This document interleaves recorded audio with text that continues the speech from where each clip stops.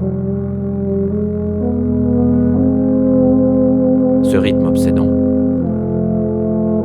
ce rythme obsédant, ce rythme obsédant, ce rythme, ce rythme.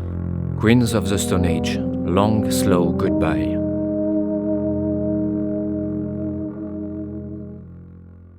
Le matin du dernier jour, il rassemble ses affaires dans son sac de voyage qui était dans le coffre de sa voiture le jour de l'accident. Il comporte toutes les affaires dont une personne a besoin lorsqu'elle part en voyage. Quelle aubaine pour son séjour all-inclusive de dernière minute. En guise de pot de départ, sans pot, il va écouter le groupe de musique brésilienne comme lui a suggéré Camille l'infirmière. Avant tout, il doit régler les formalités administratives de sa sortie. Un bien bel échauffement pour un retour au monde réel. Gabriel met son sac sur son épaule gauche par précaution afin de ne pas abîmer son avant-bras droit encore fragile. Il sort de l'unité de soins en direction du bureau des admissions et des sorties. On lui fait signer des tas de documents avec des abréviations et des termes barbares en pagaille. Quand la dame qui s'occupe de son dossier lui explique certains détails, il l'opine du chef bien sagement en attendant que cela se finisse. Pensant être arrivé à la fin des explications, il sort de sa rêverie et demande « Et il y a des bus qui passent devant l'hôpital ?» La dame, frustrée d'avoir été coupée dans ses explications méthodiques, pince ses lèvres. « Le mieux c'est qu'on vienne vous chercher ou que vous appeliez un taxi. Il n'y a qu'un bus qui passe à 13h et il est 10h. » Cela ne fait rien, j'ai tout mon temps. Merci, madame. Et vous partez sans votre pochette ? Ah oui, pardon. Il la récupère et la met dans son sac avec autant de délicatesse qu'un prospectus de programme politique dans un cabas de course. Enfin débarrassé des formalités administratives, il se dirige vers la petite place devant le gymnase. Il s'assied sur un banc et pose son sac à ses pieds. Il n'y a pas encore beaucoup de monde, seulement les habitués du lieu. Le groupe de musique est déjà présent. Ils terminent de déballer leurs instruments. Ils sont une dizaine, de tous âges, hommes comme femmes. Vêtus de jaune en haut et de vert en bas, chacun porte à sa manière un foulard bleu. Certains l'ont autour du cou, d'autres en bandana ou en guise de ceinture. Gabriel constate qu'il n'y a que des percussions parmi les instruments. Seul l'un d'entre eux a un sifflet qui pend autour du cou. Le public s'épaissit davantage. Les soignants se mêlent aux patients. Parmi eux, il aperçoit Camille l'infirmière, qui l'a également repéré. Elle s'approche de lui et tend un papier plié. « Bonjour Gabriel. Tenez, c'est pour vous. »« Bonjour Camille, merci. Mon bus ne part qu'à 13h, alors j'ai un peu de temps à tuer. »« Vous ne le regretterez pas. C'est une batucada, un ensemble de percussions brésiliennes. Ils sont du coin, je les ai déjà entendus. Ça va vous redonner la pêche. »« Chic, j'ai hâte. » Elle pouffe de rire, ce qui étonne Gabriel. Il n'avait pourtant pas prévu de faire de l'esprit.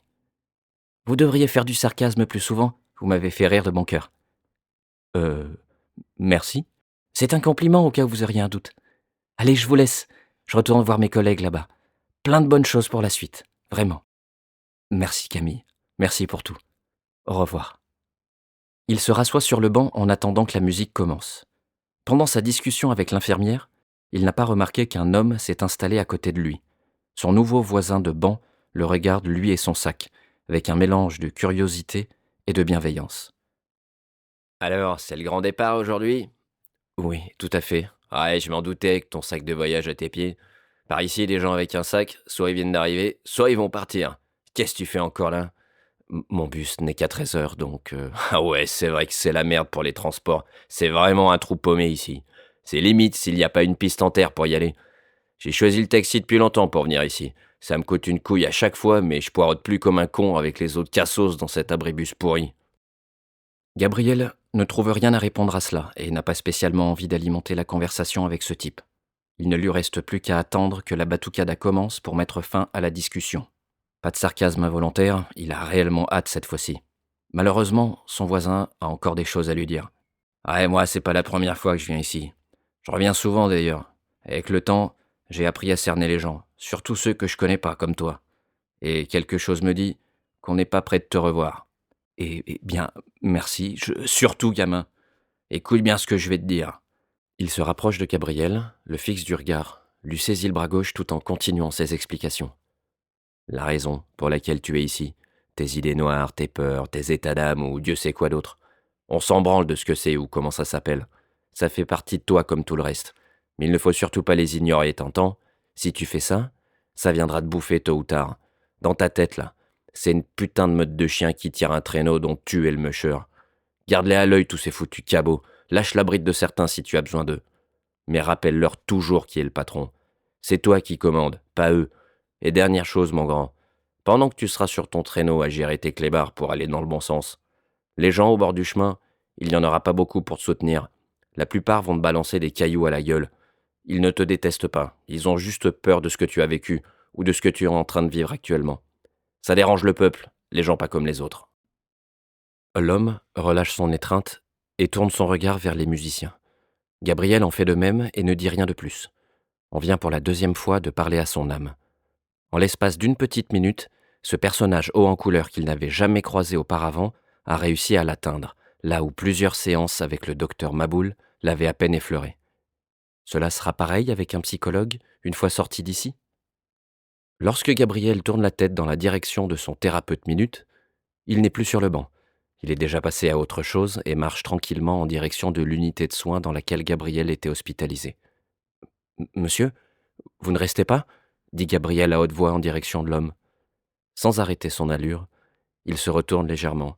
Ah, non, je les ai déjà vus l'année dernière et ça me donne des gaz tous ces tam-tams qui font boum-boum. Cet homme a visiblement le don de finir les discussions comme on termine un feu d'artifice, par un bouquet final éclatant. Le concert commence. Pas forcément intéressé de prime abord, il se dit que ce serait nettement moins barbant que d'attendre dans un abribus pendant 2 heures et demie. Le chef de la batucada donne des coups de sifflet saccadés et rythmés, auxquels l'ensemble des percussions répondent à l'unisson. Puis, chacun a pris sa place dans une rythmique qui semble chaotique à la première écoute, mais sans pour autant changer quoi que ce soit à la musique, le tout devient harmonieux aux oreilles de Gabriel. C'est plutôt agréable, jusqu'à ce qu'il reconnaisse un rythme qu'il est le seul à entendre quand il va mal.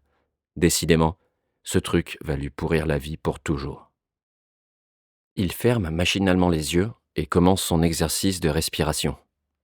Curieusement, le volume ne baisse ou n'augmente, restant régulier et pas si lointain. Sans prévenir, le rythme change. C'est assez inédit pour lui. Déconcerté, il ouvre les yeux. Il n'est pas en train de faire une énième crise. Il y a une des percussions devant lui qui reproduit le rythme obsédant. Il écoute attentivement tout en regardant toutes ses mains percutant des pots à l'aide d'un objet. Il finit par se lever, car il ne voit pas très bien le dernier rang du groupe. Ça y est, trouvé. Il a identifié l'instrument à l'origine de ce son sourd et percutant. Il est tenu par un quinquagénaire complètement habité par ce qu'il est en train de jouer. À côté de lui, une jeune fille d'à peine 10 ans effectue les mêmes gestes avec autant d'implication et d'entrain. Ils tiennent tous les deux un tambour d'un diamètre conséquent et d'une profondeur qui l'est tout autant. La petite arrive malgré tout à le caler entre ses jambes, l'instrument frôlant le sol à quelques millimètres près. Elle frappe la peau avec une sorte de baguette munie d'un embout à l'aspect caoutchouteux. « Elle a reproduit le son dans ma tête », se dit-il. Une fois le concert fini, les musiciens sont chaleureusement applaudis. Il n'a malheureusement pas contribué à ce brouhaha approbateur. Difficile de frapper dans ses mains efficacement quand on porte une attelle.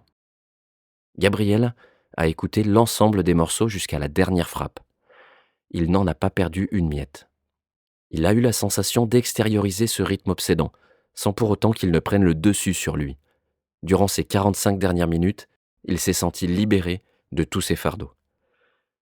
Il ne s'est même plus rendu compte qu'il tenait toujours dans le creux de sa main droite le papier que lui avait donné Camille. En le dépliant, il découvre les coordonnées d'un cabinet de psychologie écrites au dos de ce qui ressemble à un flyer. Il le retourne, une pub pour la batucada qu'il vient d'écouter. Parfois, l'aide qu'on espère prend une forme inattendue.